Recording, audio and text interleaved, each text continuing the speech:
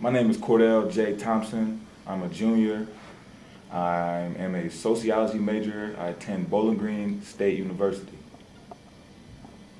I'm a huge fan of football, and I can remember as a kid my mom telling me that, you know, you're going to go to school and you're going to play football at a Harvard or a Princeton. And pretty much my whole life I believed that I was going to make it to college and farther into the NFL.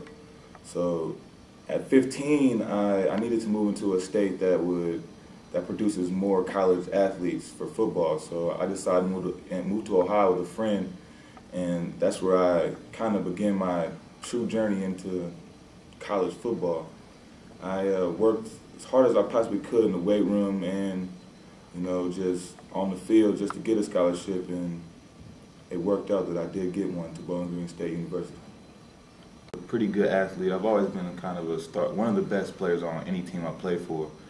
So they knew that I was going to probably get a scholarship. They didn't make me do a lot of work. I would really just be around chilling and just relaxing during school hours.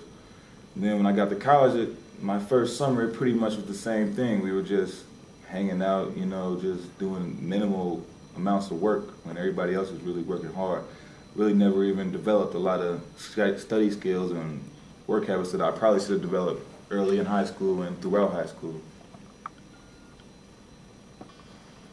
In my first summer in Bowling Green, first got here in 2005, I was taking 2 summer classes. I was working out pretty much every day. And one day my legs had a little swelling in them. So I went into the trainer. He told me that I might have had a sprained ankle, but you know, I didn't know. I just took his word for it and continued to do what I was doing.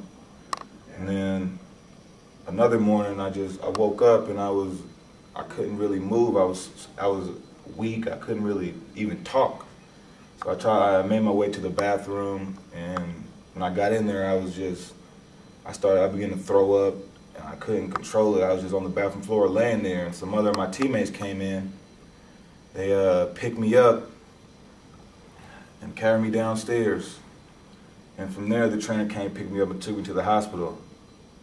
So at the hospital, they ran several tests, test after test, and the result, they still didn't know what was going on. They sent me up to Toledo into the Medical College of Ohio, and there they did a kidney biopsy. That's where they stick a tool into your back and they clip tissue off your kidney. So from the first test failed, they did that twice, and from there they figured out that I have a kidney disease. It's called FGS syndrome, and it's pretty much where my kidneys are leaking protein into my body, and that pretty much just ended my football career. I couldn't play football anymore because it was a danger to my health and it was too much of a liability to the team. So at that point, I just had to pretty much start a new life.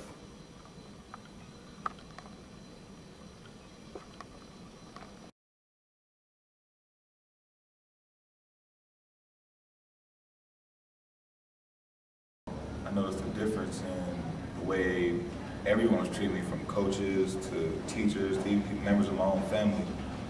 I had to learn how to do a lot of things on my own that prior to the injury or the kidney disease, everyone was pretty much doing for me. It was really like my interest in the manhood. And you know, it was real hard at first. I didn't know how to adapt to that. I had to learn how to study and just write papers and everything, and it happened so fast that it was a major thing in my life. It was real hard for me to do this. I almost gave up and went back home, but I knew I couldn't do this. So and then I began to just do a lot of other things. I joined a fraternity I'm a member of Phi Beta Sigma Fraternity Incorporated, and a lot of the values that my fraternity stands for helped me just to become a better man. And then, you know, it helped me just be strong and focus on things that are important, such as schoolwork, and know that I had brothers there to help me and support me in my time of need.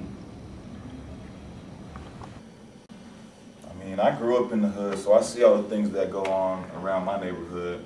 And kids, they really think that either being an athlete or some type of entertainer is the only way for them to escape.